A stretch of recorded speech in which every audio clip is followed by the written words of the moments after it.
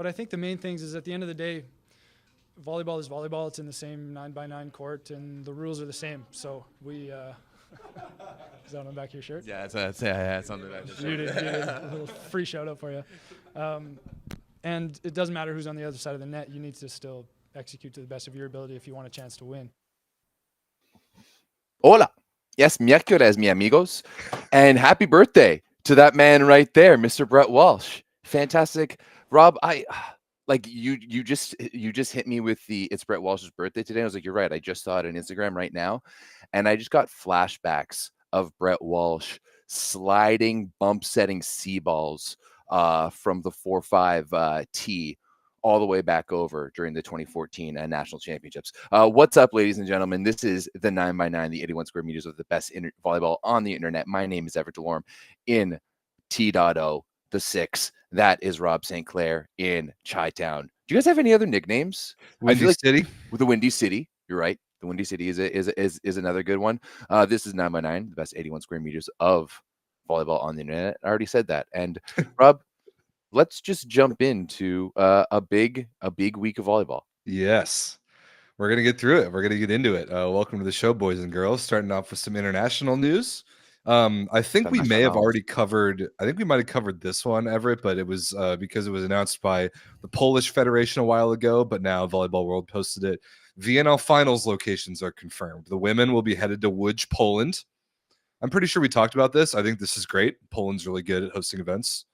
Their women's team is good and their fan base is good. And my opinion on that hasn't changed. Do you have any more takes on the women going to Łódź? No, I mean, Poland is one of the best hosts we have in volleyball.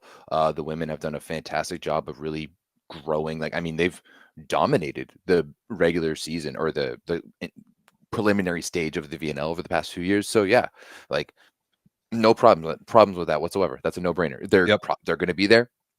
Right, they're going to be one of the best teams anyways, so it doesn't hurt anyone at all. Yep, 2 bronzes in a row and a good federation and a good fan base, and they have lots of experience hosting these events. Great all the way around. Moving right along, the new information is one that I would like to get into a little bit more. The men's VNL Finals in very late July and early August of 2025 will head to Ningbo, China, Everett. And independent of any issues from a more general perspective with China hosting international events, my issue with this is the fact that the Chinese men get an automatic bid to the top 8 VNL playoffs.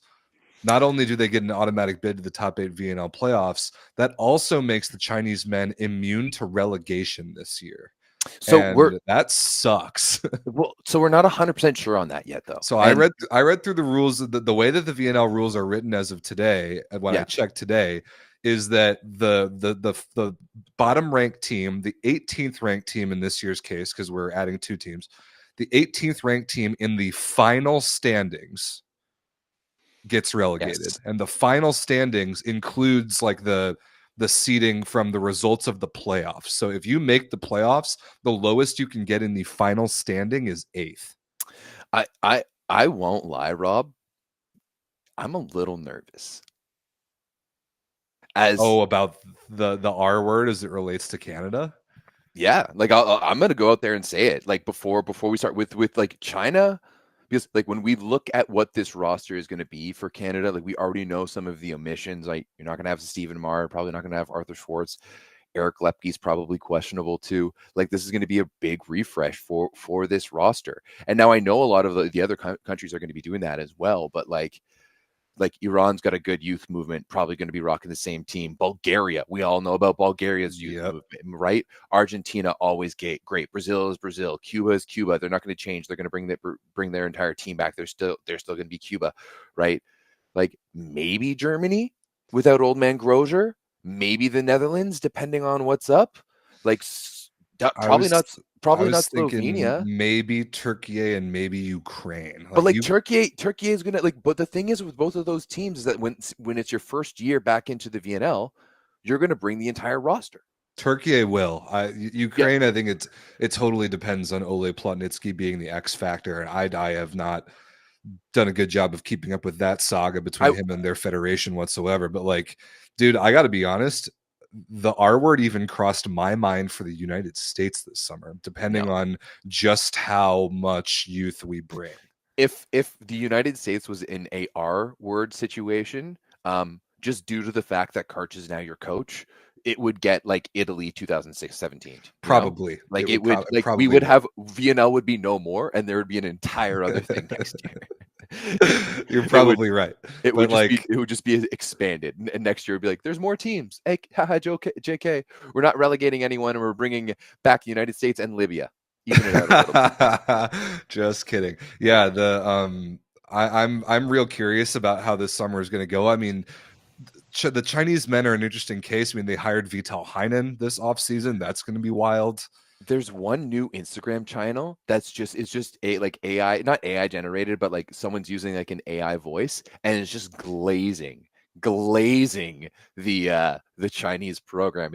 It's hilarious. I actually really enjoy it. I'm gonna see if I can see if I can find it again. Okay, chat. Do you guys know what I'm talking about? Let me know. But yeah, this given that the finals are going to China, it makes two races very interesting. One is the playoff race, because really now you got to be top 7 instead of top 8 to get there, and then the other is obviously the relegation race, because there is relegation this year, and there is not some like Challenger Cup tournament that you can fall back upon. It's really all about your world ranking. So whoever gets relegated, the team who comes up next year is just the highest ranked team in the world ranking who's not in VNL. So that's going to be a little questionable for some of the teams this summer. That's all we know about it right now. And then as far as China goes, like hosting events, I mean, they've hosted a couple. I think they've had Challenge Cup before. I think they had an Olympic qualifier pool, like when Canada was there 2 years ago.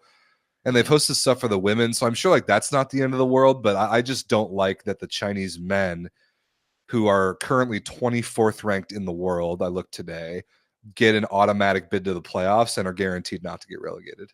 That channel that I mentioned, actually, like, go check it out. It is a little like glazy on China, but they got some like interesting stuff over there, like Africa's top 10 players. It's called the Volleyball Insider over on YouTube. It's a newer channel. They don't even have 1,000 subscribers, but yeah, they have a few videos. Like this one is the scary rise of China in volleyball, and it has 90,000 views. Interesting. Yeah, and it's like a lot of I watched it, and a lot of it is about like, I mean, they're doing some right things. It actually like goes in behind, and in terms of like how Vital Heinen has like changed the team, and how like the Chinese players are looking to play in like international markets and stuff like that, and how they beat Brazil at VNL a few years ago. So yeah, I suggest people go to check it out after our stuff, of course. Of course. I do remember them beating Brazil a couple years ago. That was ridiculous. Yeah. And Zhang Jingyin is really good. Yeah. But like that is a team that normally would be firmly in the relegation conversation. So yeah, we'll see how it goes. Enough about international season though. We've got a few months before that. Can we jump into Italy, Everett? You want to start there? Yeah, let's start with beautiful Italia. The beautiful Benitalia. So SuperLega, men's SuperLega, we're starting off here. 2 weeks left in the regular season. There was a makeup game today where Trentino just thrashed Cisterna. Don't bother. Likely the same result tomorrow, Lube versus Padova. So that'll catch everybody up to having played 20 games. Everyone will have 2 left. It is getting interesting, Everett. It is getting interesting. The relegation race is very serious. Toronto and Monza are separated by 1 point. Cisterna beating Grottazzolina in 5 over the weekend was pretty big for Cisterna's playoff chances. Grottazzolina getting a point really helps them in the relegation picture, but had they gotten a couple more, they would have been in the playoff picture. We can talk about what's coming up these last 2 weekends in a minute, but what storylines jump out the most to you about the way that the picture looks in the SuperLega with 2 weeks left to play? The thing is that there's only kind of small little battles going on in the standings, right? 1, 2, like 1, 2, 3 is probably set, right? Perugia's got their 2 losses. Who do they have? Like it really doesn't matter. Like Perugia's got Monza, they've got Monza and Piacenza. We've got some Piacenza news in a second too, as well. And then Trentino. Who do they have? They have Padova. and Lube. Lube. Okay, so that one could be interesting, but like Lube is going to end up third. Obviously, Verona versus Piacenza. I'm gonna lean. It's Verona for sure, dude. Yeah, they have Padova and Toronto left. Like that's probably 6 points. Yeah, okay. So they're, but like, you know what, like they're going to be end up playing Piacenza in the final, like probably anyways, right? Unless Milano makes a late push. Who's Milano playing? Modena and Cisterna. That could be. I could see a situation where Piacenza falls down. We have Lube, Piacenza, and then Milano, Verona. Which that's possible. I actually think I prefer those matchups too. Lube, Piacenza, and Milano, Verona. Yeah, those are both fun matchups. Those are both fun matchups. But no matter what, I think the 4-5 and 3-6 series in the first round are going to be fun. Yeah. The 1-8 and 2-7 are going to be blowouts. Whoever between Trentino and Perugia gets the 1 seed, it probably won't make a huge difference in the long run. But I'm real curious if Grottazzolina can steal a couple points and make that race for the 8 seed a little interesting. Because Modena has not looked great lately. Cisterna was kind of fortunate to beat Grottazzolina over the weekend, and they have 2 somewhat difficult matchups coming up. Like I unfortunately think that ship has sailed, Rob. I think if they wanted to, they needed more points this weekend, right? They needed more points this weekend because right now they're in a situation because if Cisterna and Modena both win a game and get 3 points, like it's over. It's over, right? Yeah. It's over and done with. And you know we have to play Piacenza and Lube. Not to mention Piacenza is playing their first game back under a new coach too. As Piacenza announced that they finally got rid of that stooge Anastasi. I don't know. I don't know how he keeps on getting hired. But yeah, Piacenza went out and got rid of Anastasi this weekend. Everyone knows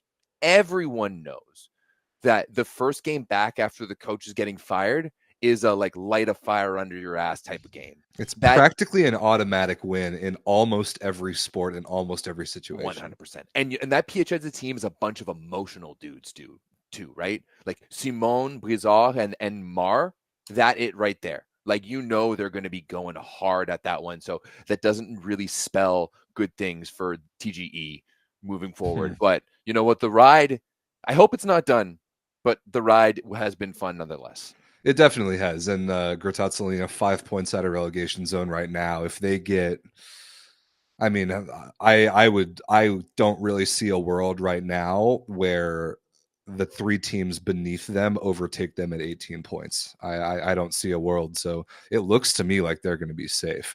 Who is very much not safe is Toronto and Monza at the bottom. And so they're separated by a point. Monza trails by a point, but Monza also has 1 more win. So right now, if they were to end up tied in points, there's a great chance that Monza would have the tiebreaker and Toronto would get relegated. Toronto has Modena, followed by Verona. Monza has Perugia, followed by Cisterna. So I unfortunately think we might see the end of Toronto here, just because, like, do you like that Monza team's going to have a lot of pride coming into that last match against Cisterna, right? That's going to be a match that is really setting them up for a lot. And like you said, Rob, all they need to do is go out and get 1 point. Yep. Right. If Toronto goes, you know, which like is quite possible. Modena is fighting for their lives too. They're fighting for that last playoff spot. They're going to want that win. And then you're taking on Verona, and Verona's been rolling kind of lately. So yeah, like it's that's not going to be easy for Toronto in that situation, which I hate because, you know, a lot of love for Brody Hofer over there. Yeah, Brody Hofer, Romy Alonso, like there's players down there that I like, but like Luke just said in the chat, pride ain't done much for Monza this season. They have not played good volleyball at any point, especially not domestically. And I don't see a world where they beat Perugia because Perugia is still trying to get the 1 seed. However, there is definitely there is a very real chance that Monza takes at least a point, if not more, from Cisterna in week 22. So we'll talk about that next week, depending on the results of this weekend's games. But it's going to be real interesting. I kind of lean the same way as you. Like if I had to flip a coin or guess right now, it's probably Monza that survives and Toronto that does not. But You got to play the games. You got to play the games. Everyone's got to play 2 more games and figure out who really wants to stay that badly. Yep, absolutely. And I'll be watching. I'll be watching intently. For sure. So just to talk really quickly about some of the games from this past weekend, Perugia Milano ended up being a decent game that I watched a little bit of.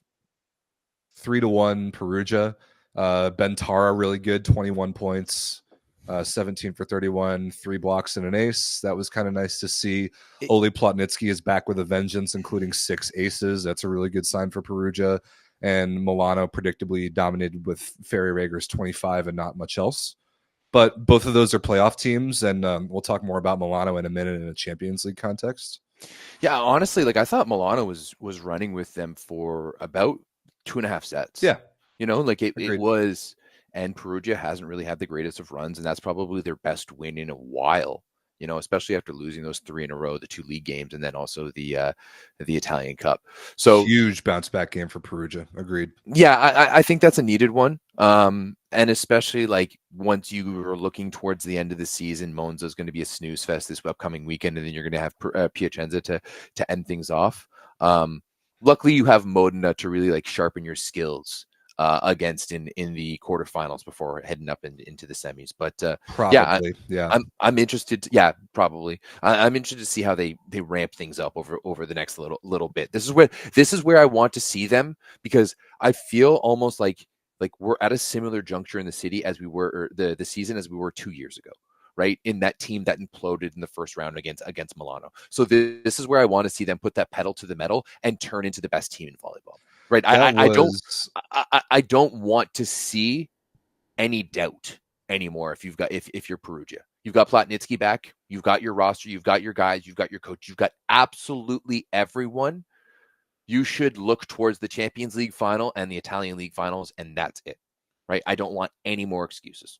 I agree with you. It was speaking of Andrea Anastasi getting fired. I think it was under his watch 2 years ago that they completely imploded around the time of the Italian Cup when they were undefeated in the league, and then obviously made the greatest choke in the history of maybe all of sports by getting upset by the 8th seed in the first round. There are some similarities there in the timing of when Perugia started to falter, but I definitely have more faith in this team under Lorenzetti's leadership compared to a Stooge-led team like a couple of years ago. So speaking of Stooges, see you later, Andrea Anastasi. I don't know why he keeps getting jobs. Piacenza in a must-win, like prove it sort of game against their closest rival for home field advantage in a playoff series, Verona. 16, 17, 21, not even remotely close, not competitive at all, bad at every position for Piacenza.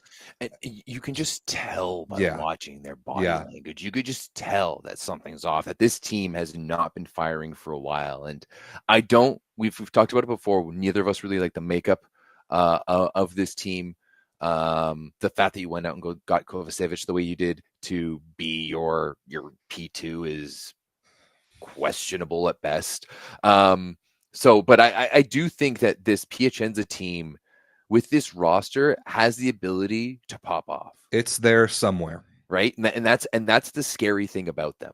But right? is Lubomir Travica, like Dragon's father, who they brought in to be the interim coach for the rest of the season, is that the guy to bring in with 2 matches left in the year? I mean, what can any coach do to a team in that short of amount of time to get them ready for the playoffs? Like, what's even possible at that point?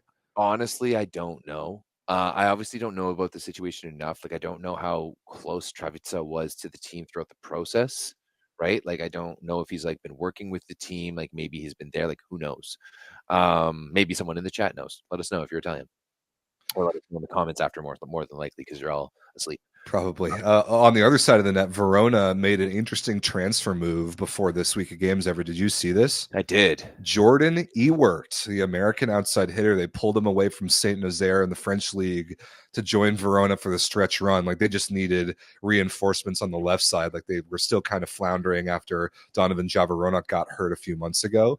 And I honestly love the move. I'm a very vocal Jordan Ewert fan, and I love that he gets to get some licks in the Italian league, even if it's just in the practice gym. And I do see plenty of opportunities for him to get a little bit of court time because, as we've True. said all year, Namori Keita belongs on the right side. So maybe there's a chance for him.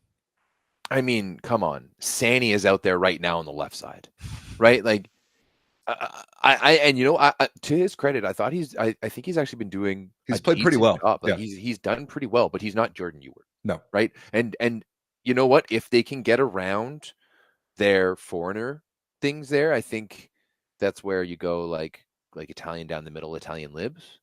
Yeah, it would just be 2 Italian middles and an Italian libero, and Aiden Zingle in the middle counts as Italian. So they're good there. They can do foreign setter with Abayev and 3 foreign wings, but Keita on the right is a must to me at this point. And that means you need another left side next to Mosic.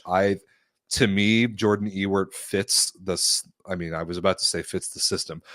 Radostin Stoichev doesn't even have a system. That doesn't exist. But it fits the what that team needs more to have a Jordan Ewart type player in there.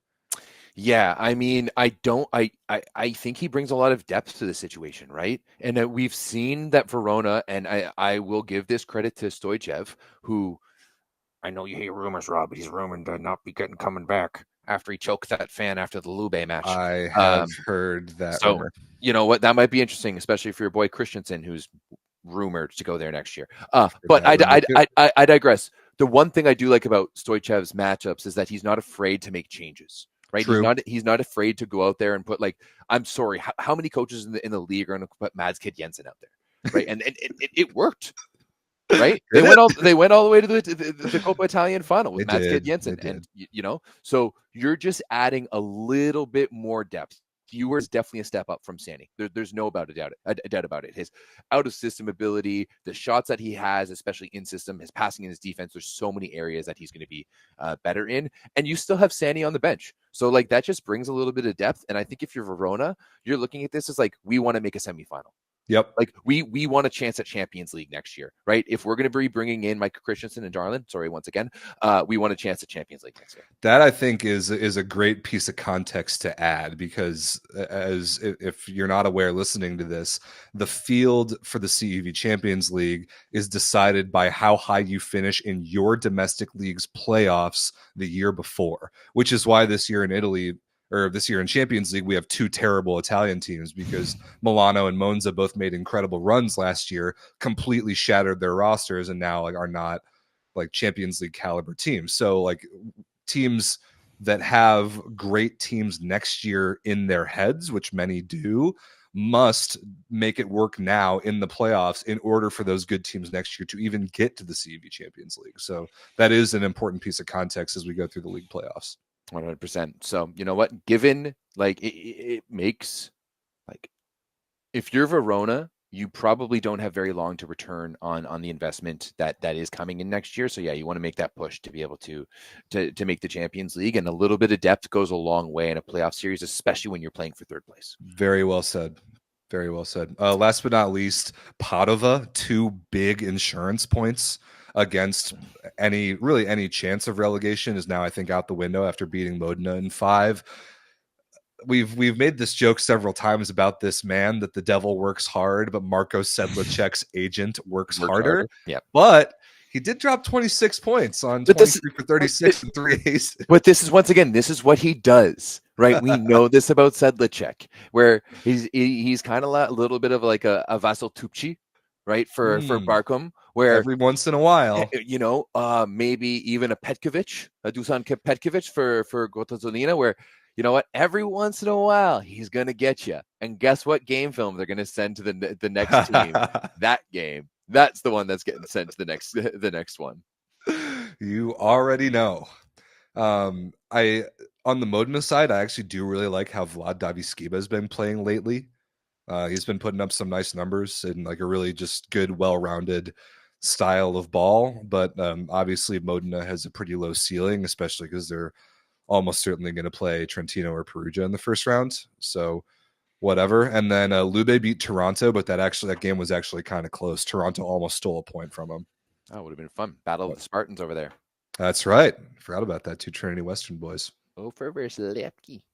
Oh, boys. Okay, so this weekend, I think it looks like Oh, I was about to say all the games are on the same day. Not the case. That's always the case for the last week of the year.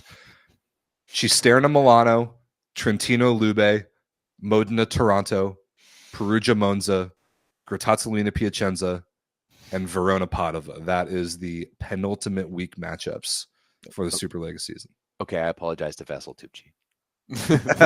Chad is not happy with me right now for making a comparison. I mean, but I know what you're getting at though, because every so often he'll pop off and beat Vessel a team better than Tucci it. has more frequency, and his bad games are less bad. Let's say. Well said. Yeah, that is the qualifier. There we go. I apologize. I support you, Everett. Yeah. Everett is a factory of incredible analogies and comparisons, and you just got to let it ride sometimes. And I'm all about it. I'm 100% in. I feel like I rock like maybe like a 75 to 5% of my accuracy. It's pretty good. It's pretty good. 110% in my own head, but okay. Staying in Italy, let's talk about the women's side for a little bit. Conegliano came off of their Coppa Italia win against Malonza. They played Malonza again. I think it was last Wednesday, and once again donged them. And in that donging, I believe Conegliano clinched the #1 seed in the playoffs. So they were 22-0 at the time, and now I think they can and maybe have a little bit taken their foot off the gas the rest of the regular season. Being undefeated obviously is nice for a lot of reasons, but they have the flexibility now to prioritize the Champions League quarterfinals coming up and whatever else. But Everett, you were pointing out they did play a pretty sick 5-setter against Novara over the weekend. Yeah, Novara's been looking pretty good recently. They've been switching up some things, and for the first time this season, Conegliano lost a point, and they were rocking the starters too. They didn't have Lojo there. I think that was the one difference. But they, Gabi and Hawk and Juting were all out there. But surprisingly enough, Novara's had a bit of a resurgence of late due to American Taylor Sims out of Minnesota. Mims, sorry. Mims. I literally talked. Yeah. Sorry, I apologize. No, you're good. You posted about her earlier. We know you know what you're talking about. Yeah. So, but all year she's been the backup opposite behind Tatiana Tolok, and Tolok has been one of the best opposites. This year, Tolok did suffer a bit of an injury a few weeks ago, and Mins was slotted into the right side, and Novara's actually been pretty good since then. And we saw Tolok did come back for the Italian Cup, and what they ended up doing is bringing Mims in on the right side and moving Tolok over to the left side, having Mayu Ishikawa take a little bit more of that serve receive and allow them to have two cannons. And it's really worked. I think Novara has been fantastic since then. They've been really rolling. This is a team that has depth now because you still have Lena Alsmeyer on the bench. And that's what we saw even at points this weekend against Conegliano, where Tolok came off and Alsmeyer came in on the left side. And I think it's Akimova. Is that the Russian that they have? Akimova is the other Russian. Yeah, she's been hurt for a little while. But so you still have the potential of bringing Akimova in. This Novara team, to me, Rob, with that change and seeing what Taylor Mims has been doing, and I love the addition of, I've seen it especially like on the men's side, but bringing in like a first-year player towards the end of the year where no one has any video on them, especially like Mims is a really big physical athlete. Like she gets up there, she swings hard, like she's big and physical, like she can play with absolutely anyone. She was blocking Gabi multiple times throughout the Coppa Italia and then last weekend as well. So they just really add some good things, and this Novara team is going to make things, I think they really round out the top four nicely, right? Like I totally agree. And you being the analogies and the metaphors guy, Everett, or the comparisons guy, let me know what you think of this. This Novara roster reminds me kind of a lot of Vakif Bank this year, where if you don't have that top four opposite in the world, but you have a good one and another pin banger, you have a chance to do some actual damage. And that to me reminds me of how Vakif Bank is built with Kira Van Rijk and then Marina Markova. Yeah. Plus, you got to be good down the middle, which I think Novara is. Like Alexic and Bonifacio are both rock solid. So with Tolok going back to the left, which really she is a left side. She just hasn't gotten to play it very much this year. And either Mims or maybe a healthy Akimova on the right. That is like Novara will be a shoe-in to the semifinals, I think. I think they're better enough than Chieri in that 4-5 series. Yeah, but also when you look at this points, like they're sitting only 4 points behind Milano, right? That it is not ridiculous. It is not out of this world to see Novara take a bit of a run. And now let's see. Actually, I'm going to pull up the rest of their schedule here to see how they have. You're not wrong. So Novara has Bergamo, Valfolia. Valfolia, and Scandici the last week. That's going to be the tough one. That's going to be the tough one, but especially Valfolia and Bergamo. I mean, both of those teams are going to be fighting for playoff spots, so that's going to be big. But like that's definitely winnable. Now, if we go over to the other side of things, who's the other team we're looking for? Oh, is Malonza. Valafolia, Scandici in the second to last week, which is a massive game, and then Chieri. Dude, you're not wrong. That 3 to 4 race, more interesting than I thought. But Scandici is even like Novara could potentially, like, it's not out of this realm for Novara to get 8 points and finish with 57. Right? They could beat Valfolia, they could beat Bergamo for 6 points there, and then maybe they beat Scandici in 5, which is very possible. Then, like, sure, dude, they could jump up all the way to second. That would be wild. That would be wild. So that I think that final race here, and like Chieri is a little bit off, but like there's only 5. There's 3 points, three matches left, right? So 9 points on the table, and only 5 points separating those three teams. Yeah, that's legit. And Novara picking up a point against Conegliano could matter a huge amount down the stretch, especially as because nobody really wants to play Chieri in that first round. Chieri is good, and they're good enough to scare you, but like beneath that, like Busto, Bergamo, Valafolia, who are all likely to make it, I don't think there's a world where any of the 3 of them win a playoff series.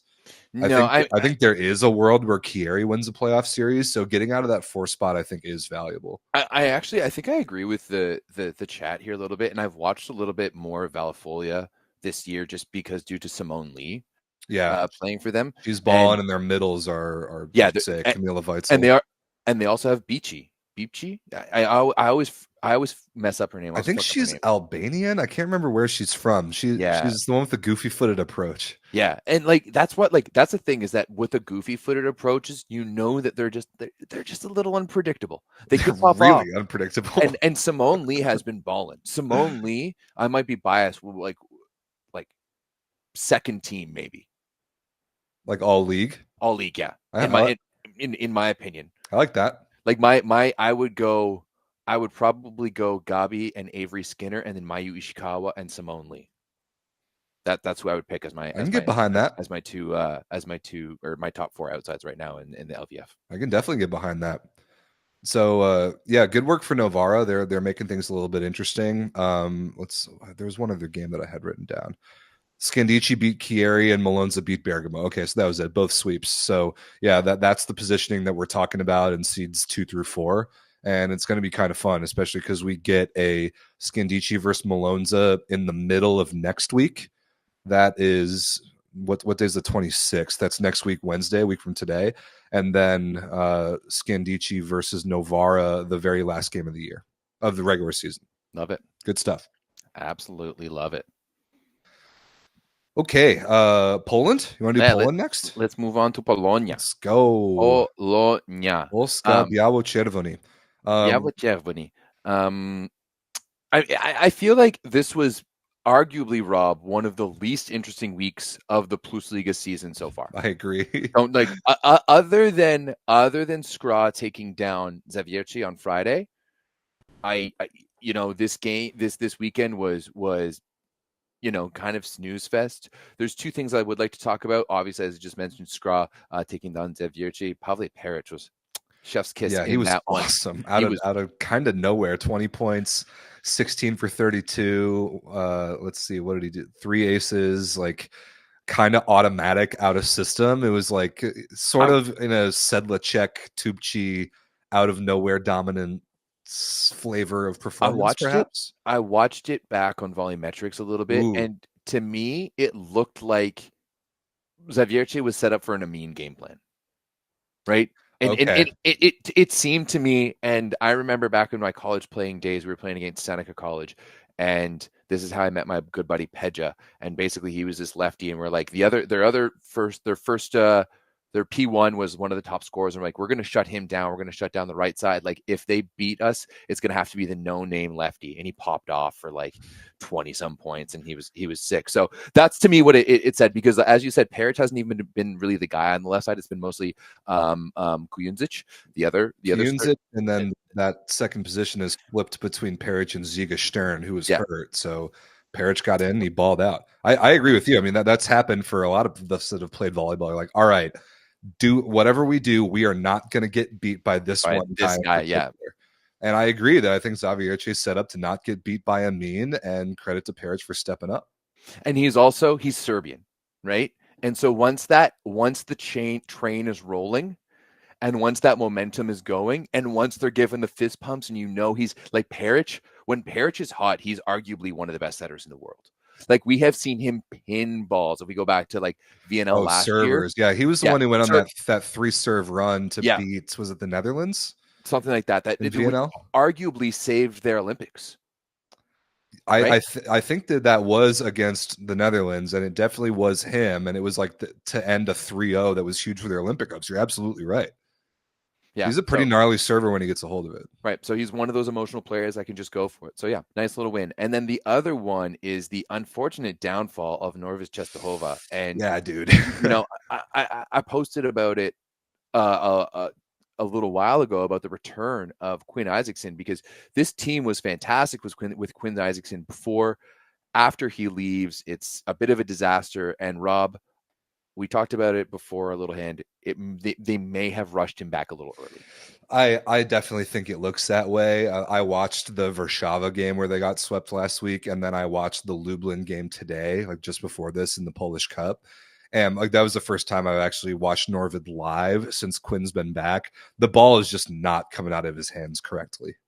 And like I mean, if you're a setter and you hurt your hand, that's bad no matter what.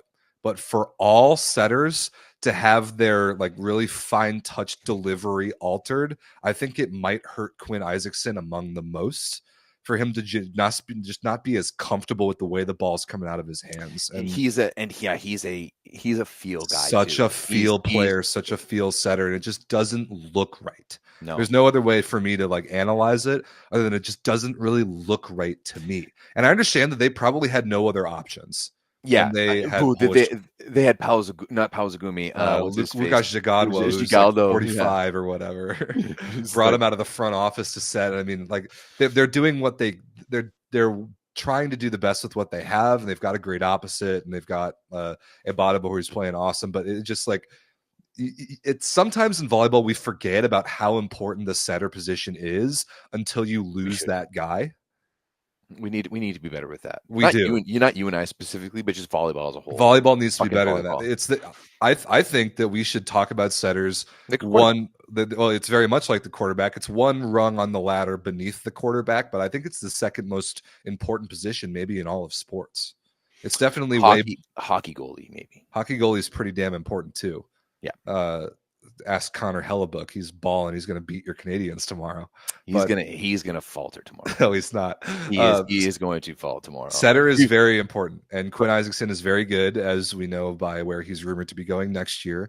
So I just hope that he and Norvid can figure it out. But I also don't want him to get hurt any further. No, I also want him to set a good amount on Team USA this summer, and I can't have him with 8 functioning fingers trying to do that. Even 9. Like if you're a setter, you need like 10 or 11 functioning fingers for sure.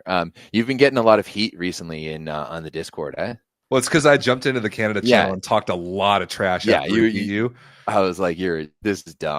I was like, I'm not getting in on this. I'm setting myself up to get a lot of retribution if we were to lose tomorrow night, but we're not going to. So it's going to be even more satisfying to jump back in there and talk trash about us beating you at your sport. But we'll cross that bridge on next week's show. You can talk trash about hockey if you can get on skates and beat me, which I can never ever ever do. Yeah.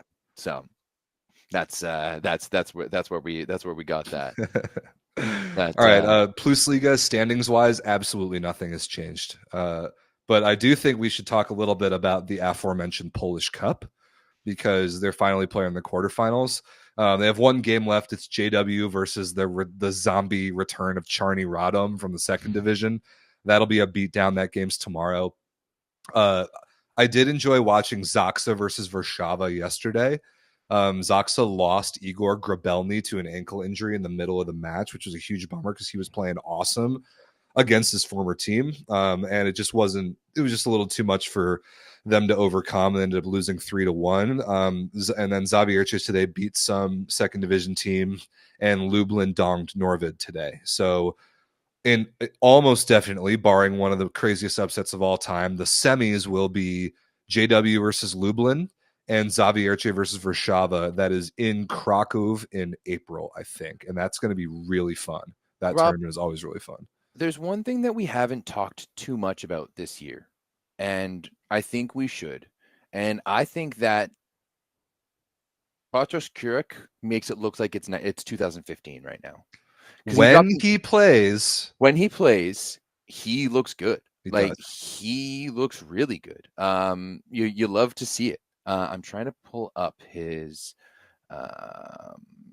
Yeah, I can't. The stats from the Polish Cup itself are a little more difficult for me to find at the minute. Let's see. Oh, I have the stats here. But yeah, Kurek was the only guy on Zaksa. He had 30. Shimura had 13. Grabelny before he left had 11.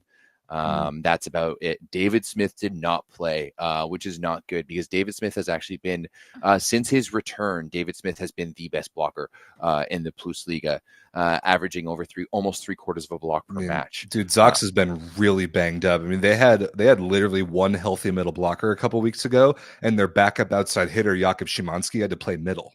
Yeah. This game, they had to rock with Paremba and Andreas Takvam, the Norwegian guy, who is just like a complete non-factor. And somebody posted in the Discord, shout out to whoever this was in the PlusLiga channel, that the combined numbers for Warszawa's middles were absolutely insane. And I definitely think Zaksa could not hang in that particular area. Yeah, Yuri Semeniuk 10 for 12, Jakub Kochanowski 9 for 12 with 4 blocks. So like they're just like kicking down the middle. 5 players in double digits for Warszawa, and that's their game plan, though. Totally. That's they're going to overwhelm you with options at every pin and options off the bench. So we're setting ourselves up nicely for a real good Final Four for the rest of the season. Yeah, that's going to be a very fun Final Four. It's also the timing of it is interesting. It's in like early April, right before the league playoffs start. So I kind of like that. I kind of like it too. I kind of like it. It just tees everything up. Yeah. It's kind of like the same like playoff hockey. Like the cup means a little bit more, right? The cup means a little bit more, gets us the juices going, gets the people flowing, and then you're going to get into some nice, finally 5-game series, not like the bullshit home and home we had last year. Yeah, thank goodness we're not doing that anymore. Speaking of the Polish Cup, congratulations to the Developers Rzeszów women. That's right. They've had a very interesting couple of weeks. I mean, they had that 45-43 set in Champions League, and then they win the Polish Cup for the first time since 22. I think it might be their second ever. And it was a pretty crazy game. Whoever it was from Volleyball World on Instagram that posted about it, I thought the storytelling was interesting because they had one Brazilian opposite get hurt and then the other Brazilian opposite come in for her. And that's all Martina. Martina is shout out Martina. She's really plugged in the Polish volleyball world. But yeah, shout out Lethal Barbie, whole squad. Looked like a cool match and very emotional and good production as it always is in Poland. And then Rzeszów this week, I think tomorrow, is going to play again for a chance to go to the Champions League quarterfinals. So big couple weeks for that club. Good for them. Yeah, I mean, Rzeszów has been putting their money where their mouth has been for a while. And I only started watching them post-pandemic, really. But, they've been, to me, they're one of those clubs like them, the Voj clubs, because they've got 2 of them there. And then Chemik that are all kind of pushing the narrative within Polish volleyball. But Peter will probably tell me I'm wrong in 2 minutes in the chat. Possibly. Yeah, good for Rzeszów. Before we get to the aforementioned Champions League, Everett, because there's a lot of CEV to talk about. First, Papa. Oh, I got to talk about Daddy Stankovic. Yes, my favorite.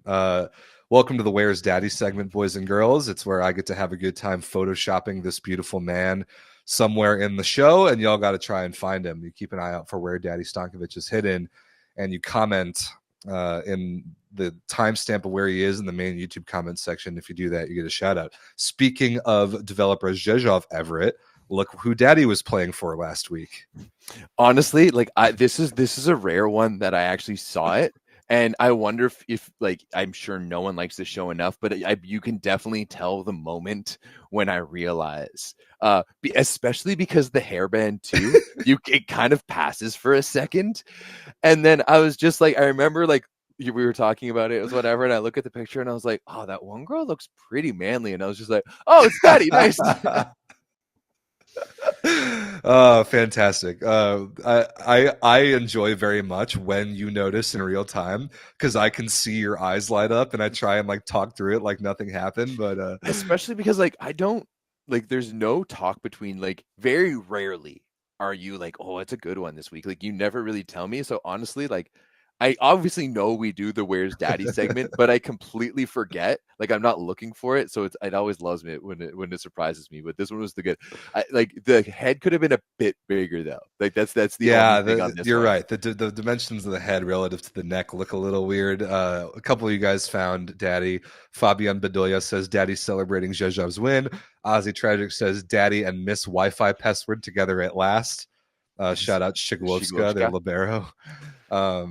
Let's see who else. Daddy teaming up with Wi-Fi password and Lethal Barbie. Oh no, it's a complete death triangle. That's a good comment from Anthony Lee. So good job, y'all, for participating. Guys, it can't be Wi-Fi password. It makes no sense for it to be 2 words and have as many letters as her name. It's just got to be Wi-Fi. Right? I like what if we're gonna give her, like, there's a player on the Montreal Canadiens and his name is like XJ AI or something like that. I forget what it is, and they call him Wi-Fi, so it needs to be the same. Like I love the idea of Wi-Fi password, but like makes no sense. Yeah, we just got to call her Wi-Fi. Let's just call her Wi-Fi. Okay, I'm here for that. Shiglovska from Poland is officially Wi-Fi. Yeah, done. So keep an eye out for Daddy this week. He is somewhere. I'm not going to tell you where. I'm not going to tell Everett where. He's playing along with you, but make sure you keep an eye out and comment the timestamp of where he shows up. Do not put it in the live chat. Put it in the main comments after the show's over. Rodman's hair. I know. We know. We get the joke. I get the joke. We get the joke. Obviously. What do you think this is? We're optimizing the nickname itself. We know where it comes from. Come on now. Ozzy. Wish I could call her wifey. Good one. All right. Let's move on. Let's talk about CEV. There's a lot of CEV. This is where it starts to get interesting. I will say, we finally had an interesting week. Finally, dude. Finally. Like, these were 3 matches that I was actually tuned in and actually like, boom. Because let's be honest, you probably wouldn't have called this. Okay, maybe the first one, but still. Yeah, so we're talking about the first round of the Men's Champions League playoffs. These are the 3 play-in series to get into the quarterfinals. All of them are last week, Wednesday. Halkbank beat Milano 3-1. Lundberg finally beat Berlin in maybe the match of the year. And then Olympiacos beat St. Nazaire in 4. I didn't watch Olympiacos St. Nazaire as much. I think there might have been a CEV Cup or something game I was watching at the same time. But those first 2 games, Halkbank Milano and Lundberg Berlin, like that is the European volleyball that I've been waiting for all year. Like, I'm actually really excited about these games. Yeah, I mean, like, okay, we'll start on the Olympiacos St. Nazaire side of things. Yeah. It did start off in St. Nazaire's favor, and it was looking pretty good, but they had a big crowd. They were coming out flying. They just lost Jordan Ewert. It's a different story if he's there for sure. I don't know if they beat them, though. Jordan Canham played great. Jordan Canham was outstanding. Thank you. 20 for 36. No aces, no blocks. But yeah, love to see. It was classic Jordan Canham. And that's what you're gonna get. You're gonna get steady. He's gonna deliver. But on the other side of the net, 19 for Atanasievich, 13 from a boy Gord Perrin, and then 10 for a couple of Greek dudes. I don't know. Shout out Mitar Turic. He is a guy that some old heads would remember because he used to play opposite on Trentino and they lost to Zenit Kazan in the Champions League final one of those years. And now he plays middle for Olympiacos, which is interesting. Yeah. 6 for 11 with 3 blocks and an ace. Yeah, as a former opposite who's geriatric now. Shout out Mitar Turic. He was a former legend from a generally irrelevant country, but yeah, Olympiacos won. Whatever. I didn't pay as much attention to this game just because I think whoever wins is going to do really not very much past this round of the tournament.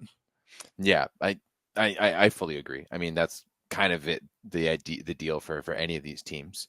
The next one I want to talk about is Halkbank Milano. Agreed. And just touch on it real quick. I think this one has the definite potential of going to golden set. Agreed. I think when you look at this Halkbank match, they're playing at home, which Turkish teams are always good at home. They have the supporter section of like 75 dudes with the drums and the vuvuzelas and everything that make it sound like they're 800. I just don't get it. But they, you know what? They had a really good Dick Coy game, which that's going to happen once in a blue moon. 23 points, 18 for 31, only with 2 errors, 2 blocks, and 3 aces. That's as good of a game as Dick Coy is physically capable of at any point in his career. Yeah, like that's equivalent to a teenager jerking off 4 times in a day. You know, like that is like that's an all-timer right there. Maybe 5 actually. Let's stretch it out there. Christ. Shotala was good, 23. But like this game, especially the fourth set. The fourth set ended up 33-31 for Halkbank. Micah Ma'a with the match-winning ace, and in Champions League in particular, in this like home and away match format, getting it done in 4 versus going to 5, regardless of the result, is absolutely enormous. It is paramount important that Halkbank got it done in 4, because now the worst case scenario is they go to Italy in 2 weeks and they go to a golden set. So that was a long overtime. Milano had chances, but Micah Ma'a from the baseline got it done, and now like Halkbank is in control of the series. But that was legitimately really fun to watch, especially the fourth set.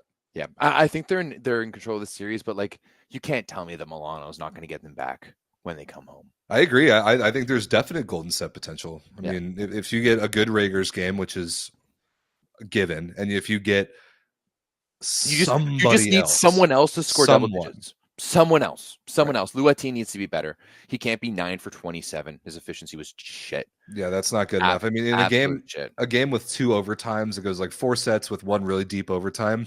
Having 1 guy in double digits is not acceptable. You need better than that. And then also too, like, I also kind of want to call out our boy Pablo Porro a little bit, because he's just not set in the middle like he used to be. He's not slinging that butter down the center of the court like he used to be. And I think they need to open up that offense just a little bit. It can't Dotto Volleyball in the chat says that Porro had some kind of health issue in this game, which is why he got the yank in the fourth set. But if you're going to play, you got to play.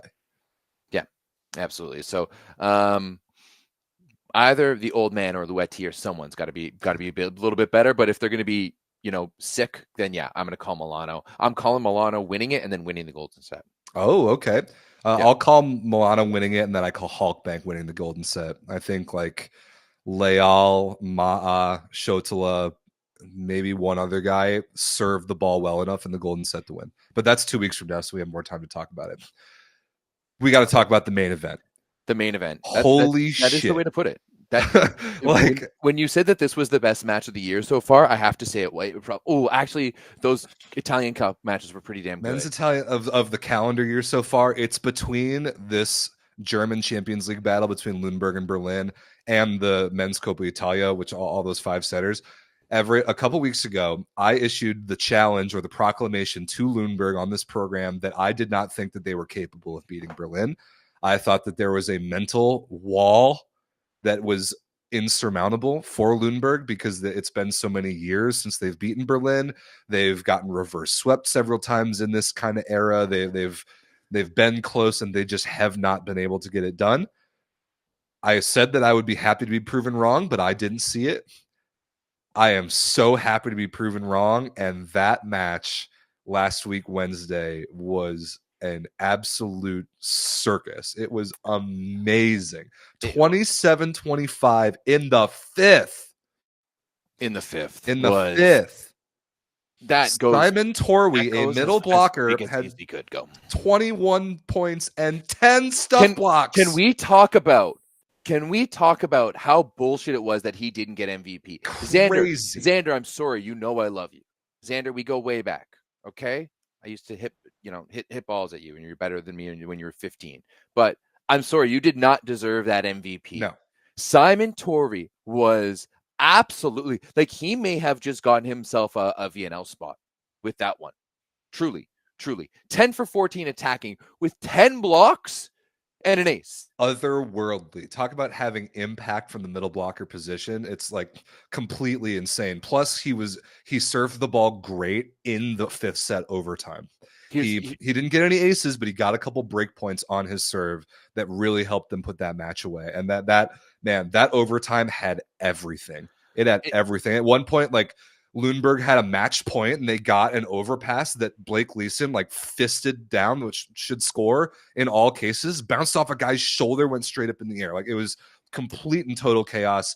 Lundberg's home gym is one of the very best in all of volleyball. Reminded me of that Arcus CEV Cup series they played last year. Or the Modena series. Or the Modena series. Oh my God, that was amazing. Lundberg has really started to show that every year they're good for at least one major upset in the CEV, right? And that's 3 years in a row that they've had big ones. But I almost think that this one might be the biggest one just because it is against Berlin. And I totally agree. Right. But there's a few things that I do want to talk about in this one.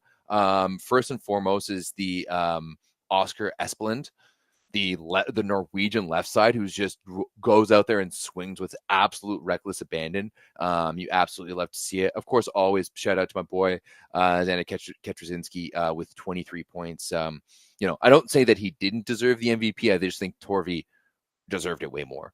You put up 21 as a middle with 10 stuff blocks. You must get MVP. Yeah, no matter what happens. For sure. On the other side, there's one thing that I absolutely loved / hated, and that was Jake Haynes' going after the crowd in the 4th and the 5th set, and just very visually like egging the crowd on, being like, "Go, come on, I want it, fucking want it," and then proceeding to tip balls over the block right afterwards. Like, Jake, I'm trying to have your back here.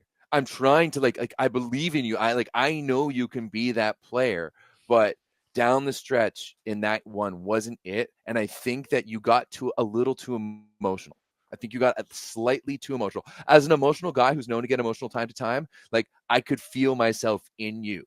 And I think that if you could just internalize that just a little bit, it would be really good. But also shout out to Gage Worsley. Oh, yes. If you had an all gamer team, Gage Worsley is the libero.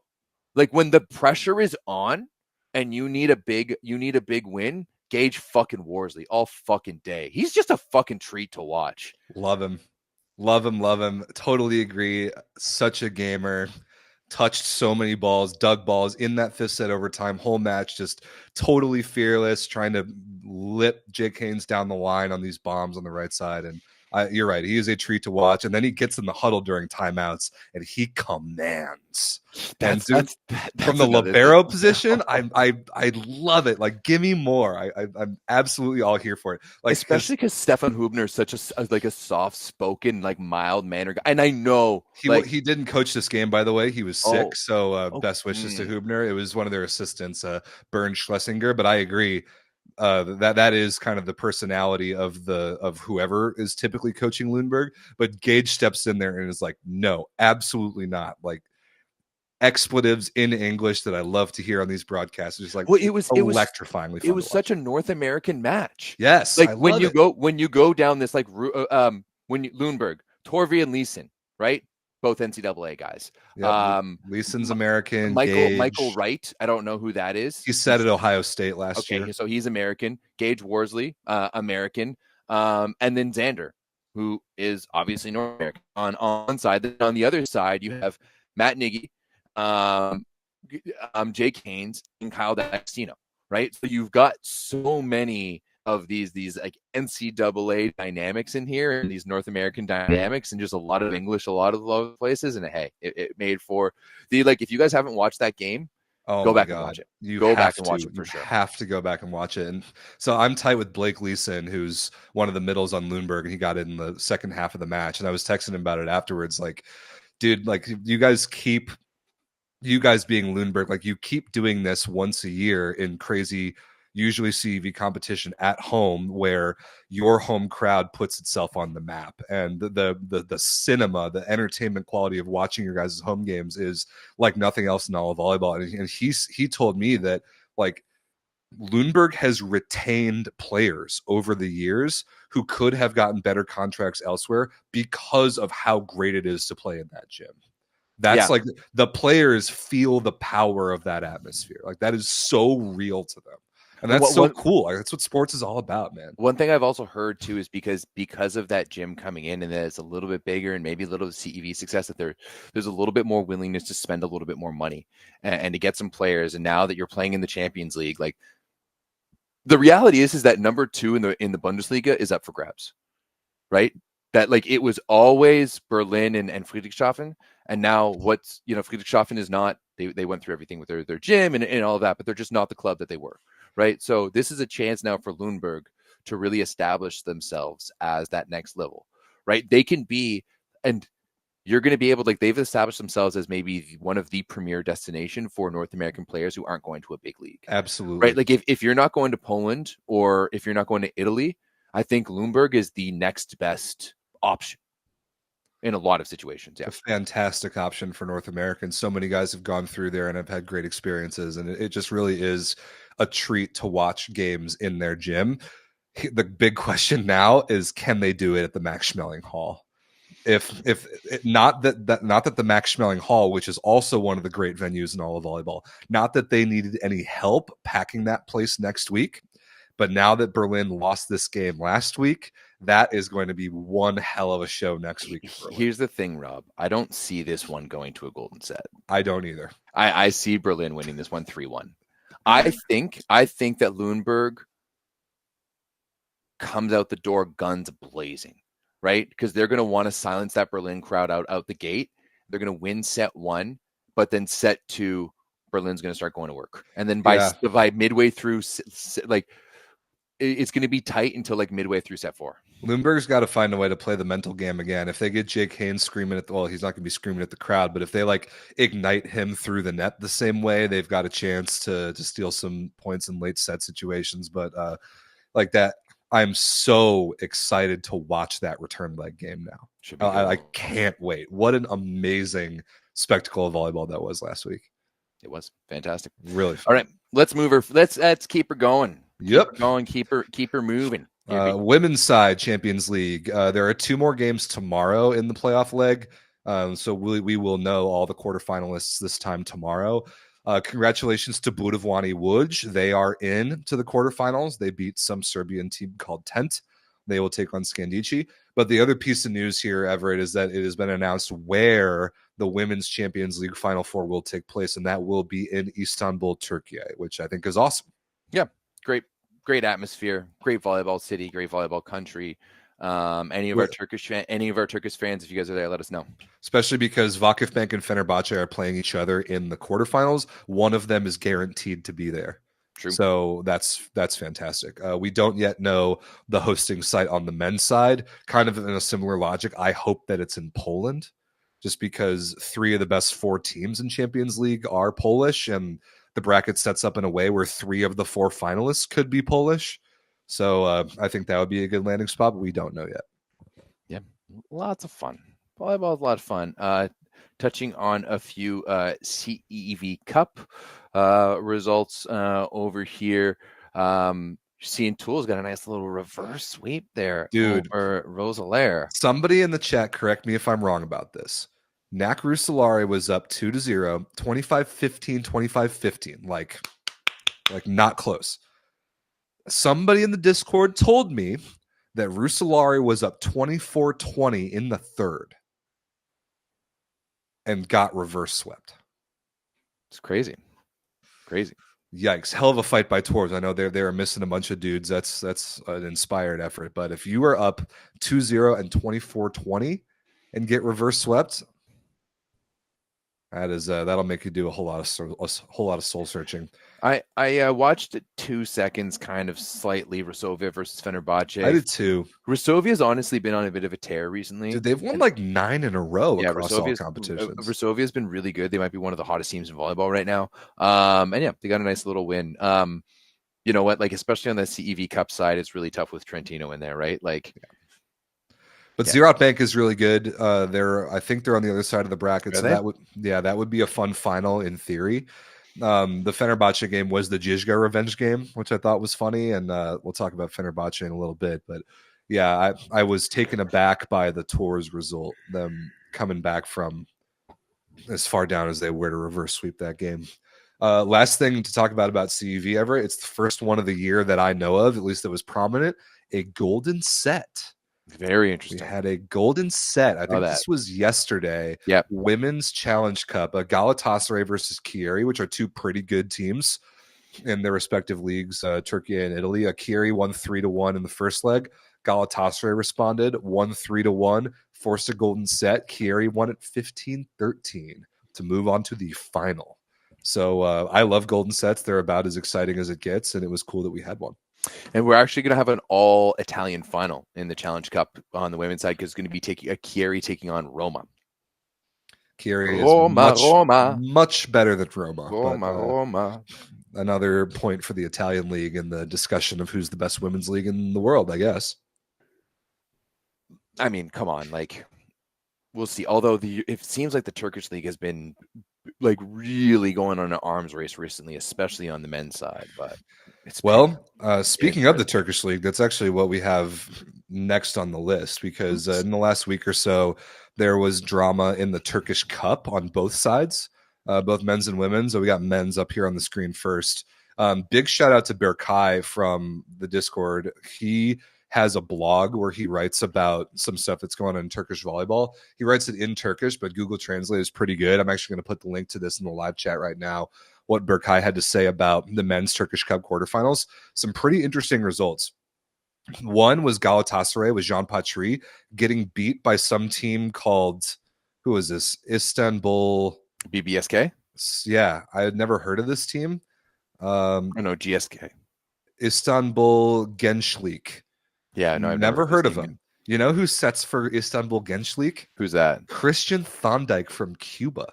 No way. I love that. Christian Thorndike from Cuba beat Galatasaray to go to the semis of the Turkish Cup, which I thought was interesting. And then you copy? On the other side, Ziraat Bank, who is by far the best team in the league, at least on paper and in the standings, got donged by Arkas Izmir in Arcas's last year playing at this level. Remember, they're like slashing the budget and going down to like the third division next year. Berkay, is that a picture of you? It would be fun. I hope that it is. On his Substack? It's crazy. Like, you know what? The one of the weirdest things I think about the Discord is that there's all these people that we speak to on like the regular basis, right? Like we're just like in and out, like they're in our everyday lives. Everyone knows who we are, and we have no idea who anyone is, except for a select few that we've met at like VNLs and stuff like that. Right. You know, like Tudax and Gemini and Tommy and Adanos and those OGs. But other than that, like, don't know what anyone looks like. You know, like Rodman's hair, I would have thought he was an old head who loved 90s NBA. Turns out he's still a kid and still in school. He's like a kid in university. I think. Exactly. It's funny. We love our community. But yeah, shout out to Berkay for putting this together. A guy that the Turkish channel in the Discord has been on fire about is Yiğit Savaş Kaplan. I think he's a middle. He's a 2004, and he's supposed to be unbelievable and is like putting up big numbers. I mean, what did he do here? 14 points, 8 for 11, 5 blocks, and an ace. That's pretty gnarly. See, this is going back to my conversation earlier in this episode about the R word. There's a lot that scares me about the Turkish team when my team is like this. If I have my guys and we have everyone we're supposed to, you don't scare me at all.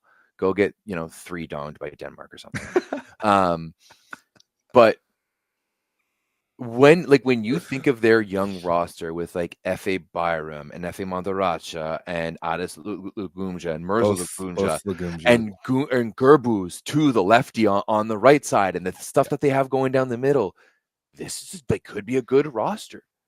And if they're going up against Brody Hofer and like the rest of our B guys who aren't quite there yet, it's going to be interesting. So.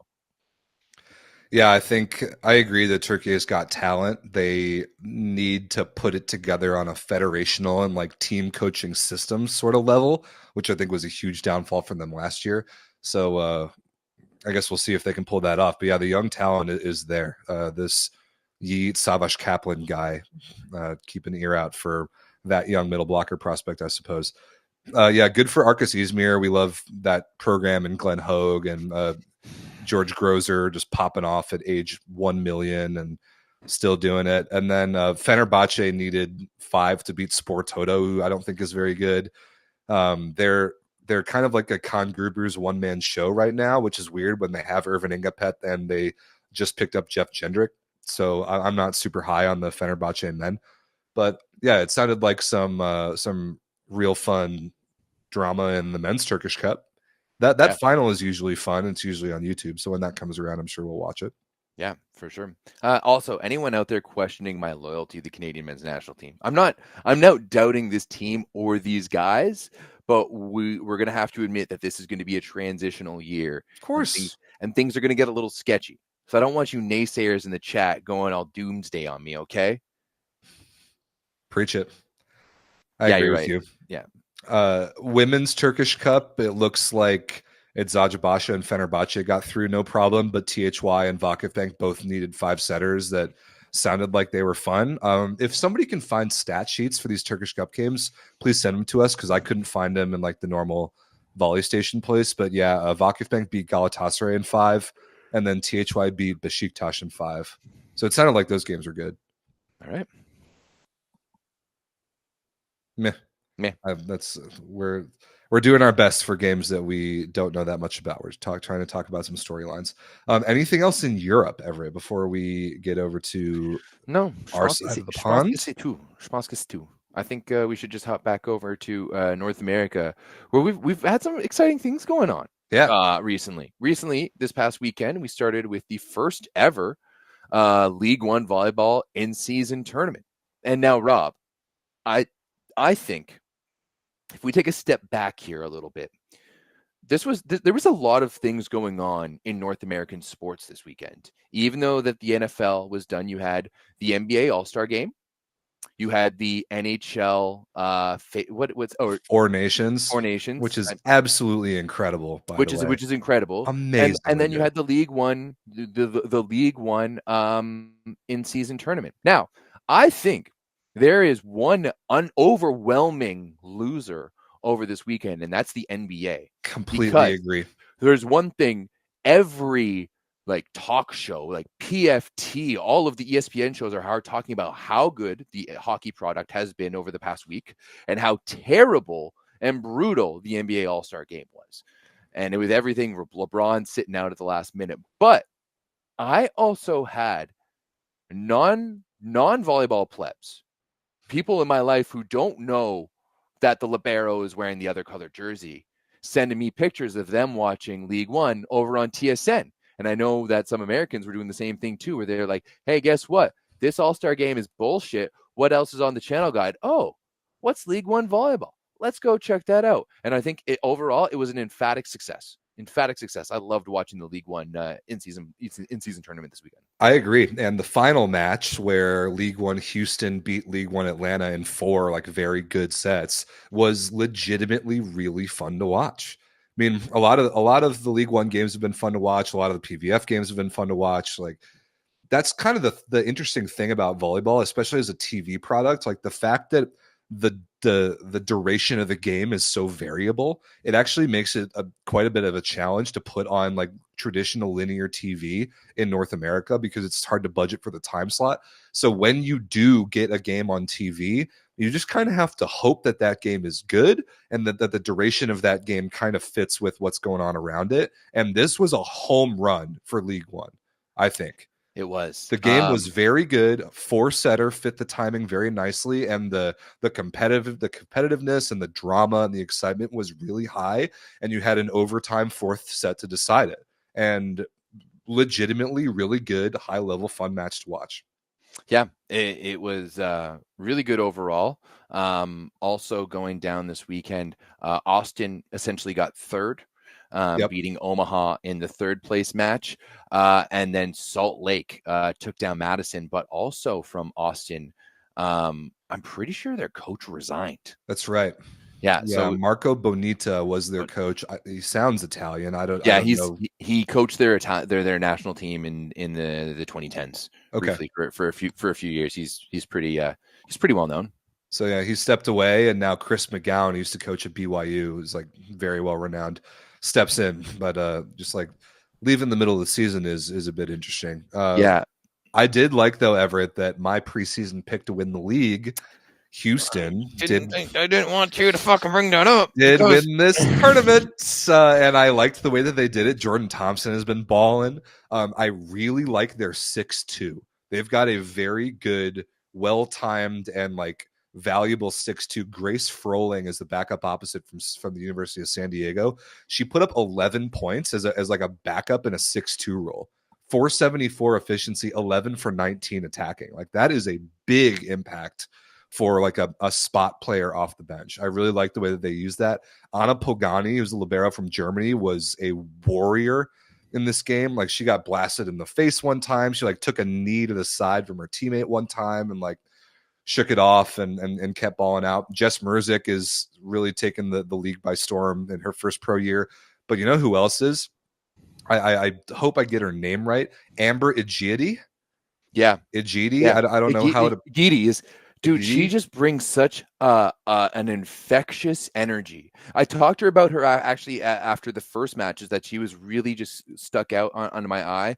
There's just that prototypical middle that is going to go out there and they're going to be vocal and they're going to be positive and they're going to just be physical and they're going to bring you a lot and they just bring you other intangibles. She's like a Yuri Glider of women's volleyball. I find, just salt of the earth. Love to see her. Love to see her for Break Moeller from Indy on in the PVF is another athlete that I think is a lot like that. I know you like that nice little Purdue girl over there. Blake's my girl. I played with her in college for a couple years.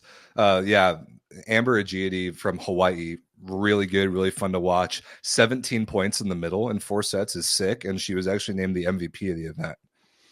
Or no, I might have been Jordan Thompson. I think she was the MVP of the final match. Yes. My apologies. And well deserved. She was awesome.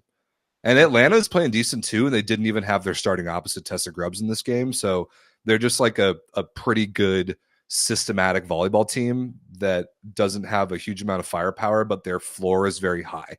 And I enjoyed watching them too for the most part. So good job, League One. This is a fun product, and it's cool to see volleyball get a little bit of a chance in the spotlight on national television, which is very rare for us. And I thought they showed up very well.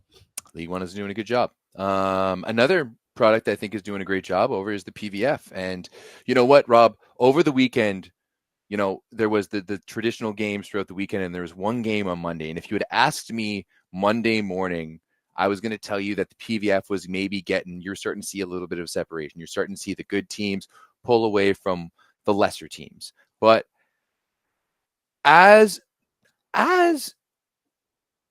we continued on Monday, we had the previously number one Vegas Thrill go down 0-2 to Columbus. Now, Columbus only had one win so far on the season. They were these standings that you see were made before the match that Everett is talking about. They were, and there has been one match since then, so there has been a little change. Columbus is now 2-8, and Vegas is 7-3 as Columbus picked up their second win of the season over Vegas, and it just kind of shows. I think Columbus has a lot of nice pieces. Kaylee Cox, who hasn't been playing that too much. Isabella Rapaz. Raina Terry was absolutely huge for them in this match, and she came off the bench and really helped a lot. And now we've got, a bit more of a mix. Indy, who started the season 3-0, down there at 5-5. Lekator member Mene, who was hands down the MVP candidate of the year, went down with what looked like a knee or an ankle injury in their first match this week against Columbus, and it looks like I'm not entirely sure how long she's going to be out, but I say she's doubtful for the All-Star game, and that's a huge game because up until this point, I would say member Mene to me is the hands down MVP. I totally agree. She has been absolutely outstanding. So that's a huge blow for Indy. Luckily, they do have the Serbian phenom Nina Chajic, who came in and was able to help them out. She dropped 22 in the 5-set loss to Atlanta on Friday night. Chajic out of Tennessee, and she is Serbian. Like she is like eligible to play for the Serbian national team, and he comes from Serbia, is now leading rookies in all scoring. She has 144 points throughout this season. She an opposite or a left side? No, she's a left side. Okay. She's a left side. So we're really seeing, Rob, that the only team that doesn't have any serious contribution from rookies is Omaha, right? Omaha is a little bit more veterans, but Vegas, right, starts 3 rookies with Cameron Hanna, Charity Loop, and Tegan DeFalco. Orlando's Natalie Foster has been huge. She's leading the league in aces and has been an absolute gangbusters down the middle. Same thing with Atlanta. You got Mia Tuaniga and Merritt Beeson over there. Not to mention Corey Lewis, who would be one of the 2 best middles this year on the rookie side. So rookies have been a huge factor in the PVF so far, and you absolutely love to see it. But you're just seeing a little bit more parity. This schedule now changes a little bit. Columbus now has a 200 win record. Omaha and Vegas are sitting at 700, and you know what? I do think that Grand Rapids, San Diego, and Columbus are kind of those lower bottom teams. Indy, depending on when Lecator member Mene comes back, they're going to be able to see if they can make that late playoff push. But it's going to be it's really a toss-up between all the top 5 teams, and they all play a slightly different style, so it's a lot of fun. Parity is great. Parity is always good. What else is good that I really like that the PVF is doing is an all-star game. I think you mentioned it briefly. It's been talked about in the chat. Going down in Indianapolis this weekend, this Saturday, I think is a legit all-star game. The best from all the teams getting matched up against each other. Purdue head coach Dave Sondell is coaching one of them, which I love to see. Somebody's asking if we're going to be there, Everett. No, I don't think so. At least I'm not planning on it. It's not the all-star game is not a VBTV product, so there is no point for me to be there. Yeah, which is a bummer, but I'm looking forward to seeing what an all-star game in volleyball looks like. I think there's a lot of potential, a lot of fun things you could do. We didn't even really talk about it. Like the League One Classic, the midseason tournament, they did the super point thing where you could call for a point before point 22 to be worth double, and nobody really used it that much, which was a shame. But I like that they're trying to do weird stuff like that. What I don't like that the PVF is doing is that all 8 teams are playing tomorrow.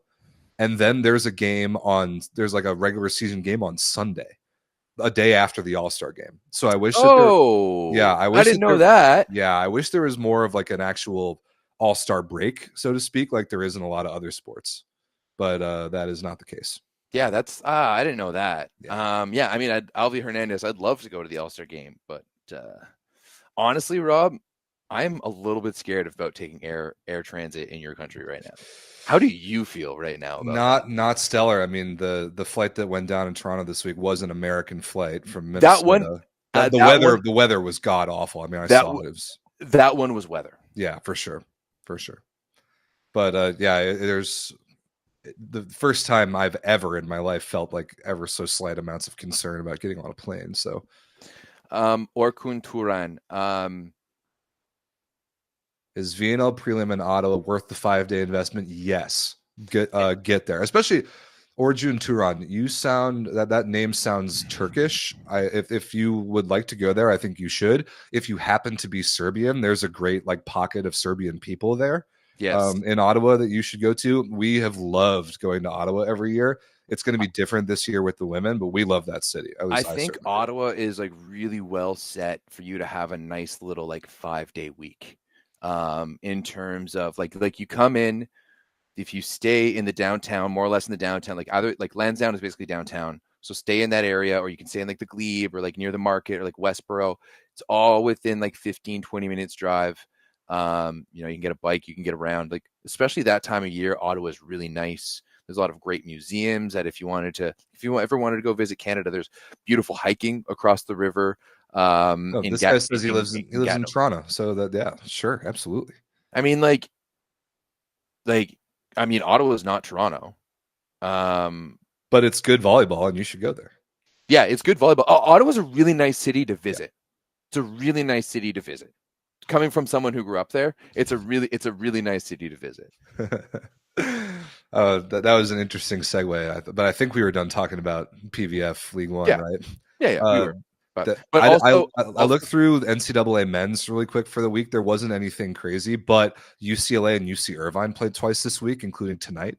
So I'm curious about that in case anybody is an NCAA men's fan. It's interesting, Everett, like the NCAA men's channel of the Discord is pretty active, which I like, but all those people that are in there watch only NCAA men's volleyball. Like they don't even watch the show. They don't watch anything European. They're like completely, it's basically like Volley Talk, which is the worst place in the universe, ported over to a small segment of our Discord. I want you people in the NCAA men's channel expand into the rest of the Discord, get to know more of the volleyball that we cover and the more people that are knowledgeable about it. But I do like having a little pocket of NCAA men's fans because like I've said a bunch of times, I'm really invested in it this year more so than a lot of other years because I think it's really compelling. Yeah. Orca, and you're saying that you want to see Guidetti coaching. I've actually been messaging with him recently. We're becoming pals. Going to be doing a nice little interview with him, and I kind of want to pitch that like I want to go to Ottawa maybe a little bit early, like maybe on the weekend before, and maybe on a day off, take Guidetti and like do some of my favorite Ottawa things with Guidetti and like film it all. You know, like I think that's the best idea ever. Let's go take Guidetti and like let's go visit like the Parliament buildings. Let's go take him. We can have a beaver tail and maybe a nice little sin in the market.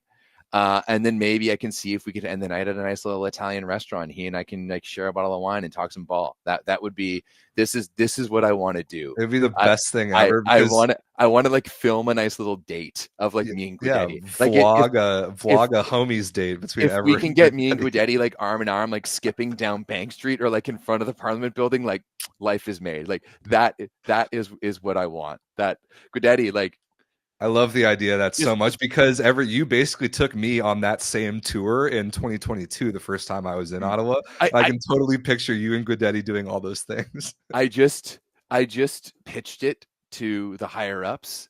So if you're a higher up, sign off on this. Yeah. Bite on it. Yeah, bite on it. Look, I think it would be a really fun. And then maybe we can like, hey, if you want to do it, then like let's see what we can do with maybe some of the French guys. You know, do me and Gianni go have a date in Quebec City? Oh, Johnny doesn't speak French, but if you get some people that do, but we would speak English and be fine. True, right? You know, but yeah, but like maybe like I doubt any like what are the big French guys that are going to be there? You know? Yeah, I guess that's what we don't know yet is who is going to be on all these rosters and. When that's like that news won't start to roll in for a long time, I would expect like preliminary VNL rosters for the summer. So we've got a while until we get there. But when I look at like both like the women's teams, especially in Canada, are not good. No, it's like not. Canada, Japan, Netherlands, Serbia, Dominican, and Bulgaria. That is going to be a tough sell in Ottawa. Yeah, that's a tough one, especially for like week one of year one of an entire quad. Like the star power will be lacking. That might as well be an NCAA tournament, to be honest. Like it is going to be a juniors tournament, pretty much. For Canada to do well, I guess. Yeah, I mean, we'll see what our team looks like. Once again, I wouldn't be surprised to see some of our players like take a step back. So, but we'll see. We will see. What else we'll see is Canada versus USA hockey tomorrow night. We will see that tomorrow night. Yes. You said it earlier.